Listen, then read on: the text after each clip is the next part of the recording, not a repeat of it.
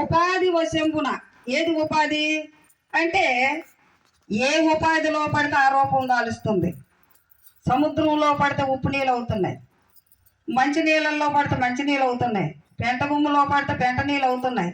అలాగ పడినటువంటి వర్షం శుద్ధమైనటువంటిదే కానీ ఇక్కడ ఉపాధి అనేటటువంటిది ఇక్కడికి వచ్చేటప్పటికి ఉపాధిలో పడేటప్పటికి దాని రూపం మారిపోతుంది. ఎందులో పడుతుందో ఆ రూపమే దాలుస్తుంది. కాబట్టి ఇక్కడ ఏమిటి అంటే ఇవి ఆలచిప్పలు. ఇవన్నీ కూడా ఈ గొల్లగూడెం అయినటువంటి ఈ యొక్క భక్తులు ఇవన్నీ ఎలాంటివి అంటే ఆలచిప్పలు లాంటి వాళ్ళు. ఈ ఆలచిప్పల్లో పడినటువంటి బిందువు కూడా అలాగ మంచి ముత్యాలాగా తయారయ్యారు. ఈవేళ అయితే ఎప్పుడు అప్పుడప్పుడు వస్తానే ఉన్నాను, కానీ వీళ్ళ యొక్క విశేషమైనటువంటి భక్తి, జ్ఞానము, వీళ్ళు చెప్పినటువంటి బోధ ఇదంతా కూడా ఎలాగా అంటే చాలా చాలా ఆనందదాయకమైనటువంటిది.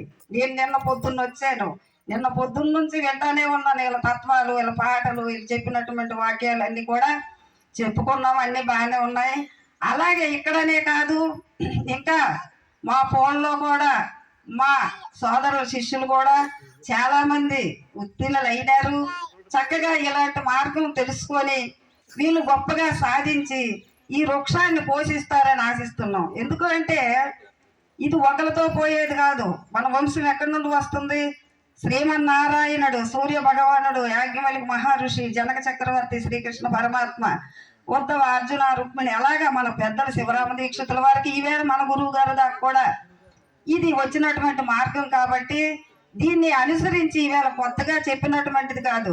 చాలా మంది ఏమిటంటే అపోహ పడుతుంటారు. మనిషిని పూజ చేయడం ఏంటి, మనిషికి దండం పెట్టడం ఏంటి, చచ్చిపోయిన వాళ్ళకి కదా దండం పెడతాము, చచ్చిపోయే వాళ్ళకి కదా దండ వేస్తాము అని చాలా మంది అపోహ పడుతుంటారు. అయితే చచ్చిపోయే వాళ్ళకి దండ వేసి దండం పెడితే ఏమిటి అంటే అది ఆచార ప్రకారంగా వెళ్ళిపోతుంది.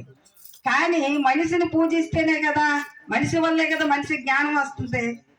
కృషి ఉంటే మనుషులు ఋషులు అవుతారు, మహాపురుషులు అవుతారు, తరతరాలకే తరగని వెలుగవుతారు, ఇలవేలుపులు అవుతారని మనకు చక్కగా పెద్దలు సినిమా పాటల్లో కూడా చెప్పారు. ఎందుకంటే మనిషి వల్లే మనిషి జ్ఞానం రావాలి, కానీ ఇంకొక రకంగా ఎవరు చెట్టుకో పుట్టకో రాటుకో మొక్కితే జ్ఞానం రాదు. అందుకోసం అది భక్తి మార్గం. మనిషికి దండం పెట్టేది, గురువు అనేటటువంటి ఆశ్రయించేది ఏమిటంటే ఇది జ్ఞాన మార్గం. జ్ఞానం రావాలి అంటే ఎంతటి వాళ్ళకైనా గురువు శిక్షణ లేక గుర్తెట్లు నింతురా అజుడికైనా వాణి అప్పకైనా తాళము చేయలేక తలుపెట్లు వీడయ్యా ఈశ్వరాభిరామ ఇలరవేమ అన్నారు వేమన్న గారు. గురువు గారి యొక్క శిక్షణ లేకుండా గుర్తు ఎలాగ తెలుస్తుంది ఎవరికైనా? తాళం చేయి తీయకోకుండా లోపల ఏముందో, తలుపు తీయకోకుండా లోనేముందో ఎలా తెలుస్తుంది? అందుకు ప్రతి ఒక్కరికి గురువు అవసరం. ఎందుకు అవసరం అంటే ఈవేళ మన నుంచి కాలేదు కదా.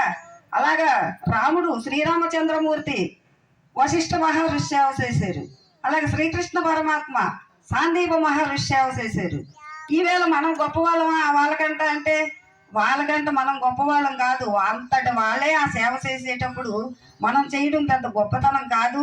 మరి 84 లక్షల జీవరాశుల్లో మానవ జన్మ ఉత్కృష్టమైనటువంటి జన్మ అన్నారు. కాబట్టి ఈ మానవ జన్మలో జన్మ మనం తరించుకోకపోతే మళ్ళీ 84 లక్షల జీవరాశుల్లో స్వస్తూ పుడుతూ అనేక జన్మలు ఎత్తి కర్మలు అనుభవిస్తూ ఉంటాం. కాబట్టి ఇవన్నీ కూడా మనము గురుమూలకంగా తెలుసుకొని మోక్షం పొందాలి, జన్మ విడుదల కావాలని మనకు మహాత్ములు చక్కగా చెప్పారు. ఎందుకు అంటే ఎక్కడ నుండి వచ్చింది ఇది? అఖండ మండలాకారం వ్యాప్తమైన చరాచరం తత్వదం దర్శితమైన తస్మై శ్రీ గురవే నమః అన్నారు. అఖండ మండలాకారం, అఖండమైనటువంటి వస్తువు ఒకటి. అక్కడ నుండి ఎడబడినటువంటివి ఈ మండలాలన్నీ కూడా అఖండ గురుస్వరూపము నుండి విడబడినటువంటివే ఈ మండలాలు. సమస్త సృష్టి యావత్తు కూడా అన్నిట్లో ఉందన్నమాట నేననే వస్తువు. అంటే అఖండం ఎలాంటిది అంటే ఒక రాష్ట్రం లాంటిది. రాష్ట్రంలోని ఎన్ని జిల్లాలు ఎడబడ్డాయి? జిల్లాల్లో నుండి ఎన్ని మండలాలు ఎడబడ్డాయి? మండలాల్లో నుంచి ఎన్ని పంచాయతీలు ఎడబడ్డాయి? పంచాయతీల నుండి ఎన్ని గ్రామాలు, ఎన్ని ఇల్లులు? ఇవన్నీ ఎక్కడి నుండి వచ్చినాయి? ఒక రాష్ట్రం నుండే ఈ సమస్తం ఏర్పడినట్లు అలాగే ఒక అఖండ గురు స్వరూపం నుండే ఈ జగత్తంతా కూడా ఏర్పడింది. కాబట్టి ఇలాంటి జగత్తు ఎక్కడి నుండి వచ్చింది? నేను అంటే ఏమిటి? నేననే వస్తువు ఇది ఎక్కడ ఉంది? ఎక్కడి నుండి వస్తుంది, మళ్ళీ ఎక్కడికి పోతుంది, దాని స్వస్వరూపం ఏమిటి, దాని నిజతత్వం ఏమిటి, ఇవన్నీ తెలియాలంటే ఎవరు కావాలి? గురువు గారు కావాలి. అయితే ఇప్పుడు జగత్తు కోసము ఇవన్నీ చెప్పుకున్నాం. మరి ఈ జగత్తు ఎలాగ ఏర్పడింది? జగత్తులో నేను ఒకటి కదా, నాలో ఎలా పనిచేస్తుంది అంటే ఊర్ధ్వమాయ గురుపదం త్రిభువన్ ఓంకారాఖ్య సింహాసనం సిద్ధాచార సమస్త వేద పఠితం షట్చక్ర సంచారణం అద్వైత సరదగ్ని మేకమమలం పూర్ణప్రభా శోభితం శాంతం శ్రీ గురు పంకజం భజమన చైతన్య చంద్రోదయం అని గురుగీత చెప్పింది అనమాట. ఈశ్వరుడు పార్వతీదేవికి బోధించినటువంటి. అంటే ఊర్ధ్వమాయ గురుపదం ఎక్కడ? ఊర్ధ్వముఖం అంటే అఖండ స్వరూపం. అది ఎక్కడి నుండి వచ్చింది? త్రిభువన్ ఓంకారాఖ్య సింహాసనం నీలోనే ఏర్పడింది. ఈ భూమధ్య స్థానంలో సచక్రాల్లో సచక్ర సంచారణం ఎక్కడెక్కడ సంచరిస్తుంది వస్తువా? సచక్రాలు ఆధారము, స్వాధిష్టానము, మణిపూరకము, అనాహతము, విశుద్ధము, ఆగ్నేయము, సహస్రాలు ఈ సచక్రాల్లోనూ సంచరిస్తుంది. త్రిభువన్ ఓంకారాఖ్య సింహాసనం సిద్ధాచార సమస్త వేద పఠనం సచక్ర సంచారణం అద్వైత సురదగ్ని మేకమమలం. ఇది ఎక్కడ? దీన్ని అద్వైతం అన్నారు. అంటే నీ స్వరూపం ఎప్పుడైతే నువ్వు తెలుసుకున్నావో ఇది నా నిజస్వరూపం అని తెలుసుకున్నది, ఇది అద్వైతం అన్నారు. మరి ఇక్కడ నుండి ఇంకా ఇది దహనం అవ్వాలి కదా. నేను నేను నేను అనుకొని ఉన్నటువంటి వస్తువు ఇది కూడా లేకుండా రహితం చేసుకోవాలి. ఇది రాహిత్యం చేసుకోవడానికే పరిపూర్ణ గురువు గారు కావాలి మనకి. అందుకు ఎన్నో మతాలు ఉన్నాయి, ఎంతో మంది గురువులు ఉన్నారు, ఎన్నో విషయాలు చెప్తున్నారు. కానీ ఎవరి వల్ల పట్టుబడలే. ఎందుకని? మోక్షాపేక్ష అన్నారు. మోక్షం అనేటటువంటిది మనకు చక్కగా ఎక్కడ గజేంద్ర మోక్షంలో ఒక మాట చెప్తారు చక్కగా. ఎందుకని?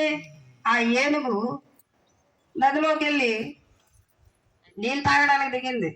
మంచి నీళ్ళ కోసం అని వెళ్ళేటం ఏనుగుని ఏం పట్టుకుంది? మొసలు పట్టుకుంది. మొసలు పట్టుకొని ఇడిపించుకోగలిగిందా? ఇడిపించుకోలేకపోయింది. ఎందుకు అంటే స్థాన బలం కానీ ధనబలం కాదు.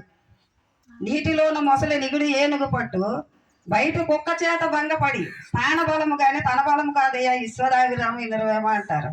అంటే దాని స్థాన బలము మొసలకి, అది ఎంతటి ఏనుగునైనా బంధించేస్తుంది.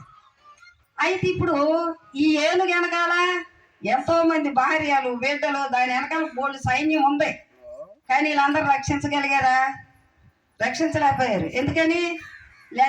లెక్కలేని బలగమంటివి ఎక్కడే నేను బాసి ఉంటుంది, దిక్కులేని వాడవై నీ ఒక్కరుడివే పోవుతుందు. ఎంతమంది బలగం ఉన్నా, భార్యనో, బిడ్డలైనా, సంసారమనో, చుట్టాలు, బంధువులు ఎంతమంది ఉన్నప్పటికైనా పోయేటప్పుడు ఒక్కడే పోవాలి. ఎవరు ఆఫ్ చేయలేరు, రక్షించలేరు. అందుకోసం అయితే ఇప్పుడు మరి అది రక్షించడానికి ఏనుగు ఎంత పోరాడింది, దాని నుంచి ఇడిపించుకోవడానికి ఎంతో పోరాడి ఇలాగి పోరాడి చివరిగా దాని వల్ల కాక అప్పుడు దేవుడు గుర్తొచ్చాడు. అంతవరకు దేవుడు గుర్తు రాలా. నాకు బలం ఉంది, నేను పెద్ద జంతువుని అన్నిటికంట నేను విడిపించుకోగలుగుతాననేటటువంటి భావంతో ఇది విడిపించుకుంటుంది. అప్పుడు ఇది ఏమి చేసింది? అప్పుడు భగవంతుడు గుర్తొచ్చాడు. ఎప్పుడైతే దీనివల్ల కాలేదో అప్పుడు ప్రార్థన చేసింది. ఏమని? ఎవరి చే జనించు జగము ఎవని లోపల నుండి లీలమై ఎవని యందుడిందు పరమేశ్వరుడు ఎవడు మూల కారణం ఎవడు అనాది మధ్యలో అయి ఉండేవాడు సర్వము తానైన వాడేవాడు ఈశ్వరుడే శరణ వేడేదను. అప్పుడు ప్రార్థన చేసి అప్పుడు విష్ణు స్వరూపంగా వచ్చారు. ఆ యొక్క మొసలిని సంహరించాడు, ఏనుగును రక్షించారు. అయితే ఇది కథేనా ఉన్నదా అంటే ఏది ఏనుగు? ఇప్పుడు 84 లక్షల జీవరాశుల్లో ఏదైతే నేనని అహం ఉందో ఇదే పెద్ద ఏనుగు. ఈ ఏనుగు ఎక్కడ చిక్కిపోయింది? నాది నేననే సంసారం అనే మొసల్లో చిక్కిపోయి ఉంది.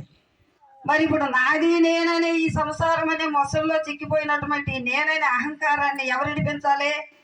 గురువు గారు విడిపించాలి. అందుకు ఇష్టనిజ గురు విష్ణుమూర్తిని అష్టతనువుల కవలివాడని కష్టనిష్ఠుర సుఖములు ఎరుగని ఇష్టవేల్పు నీవే అనినే ఓంకారాతీతం బోటకము ఈ ఓంకార సహితం అన్నారు పూజా విధానం. అలాంటి విష్ణు స్వరూపులైనటువంటి గురువు గారు వచ్చి ఈ యొక్క సంసారం అనే బంధంలో కొట్టుకుపోయినటువంటి శిష్యుడిని జన్మ విముక్తి చేసి, ఎందుకంటే ఎన్ని పూజలు చేసినా, ఎన్ని భజనలు చేసినా, ఎన్ని నామస్మరణాలు చేసినప్పటికైనా విడబడలేడు. తనంతలో తాను ఎన్ని చేసినా విడబడలేడు. ఎందుకని? గురువు ముఖ్యం. నిన్ను చెయ్యో తందించి పైకి లాగడానికి గురువు గారు ముఖ్యం. బురదలో పడిపోయాం, మనంతలో మనం ఎక్కలేం, ఎవరో ఒకరు చెయ్యంది ఇవ్వాలి కదా. అలాగే సంసారం అనే బంధంలో చిక్కిపోయి ఉన్నాం. ఇక్కడ గురువు అనేటటువంటి వారు, అందుకే గురువే ఈశ్వరుడు, ఈశ్వరుడే గురువు. గురువు వారు ఈశ్వరుడు వేరు కాదు. అందుకు గురుసేవ చేసి బ్రహ్మాదులే మనస, స్థిరభాగ్య పదవిలో స్థిరులైరే మనస. బ్రహ్మ విష్ణు మహేశ్వరులు కూడా గురుసేవే చేశారు.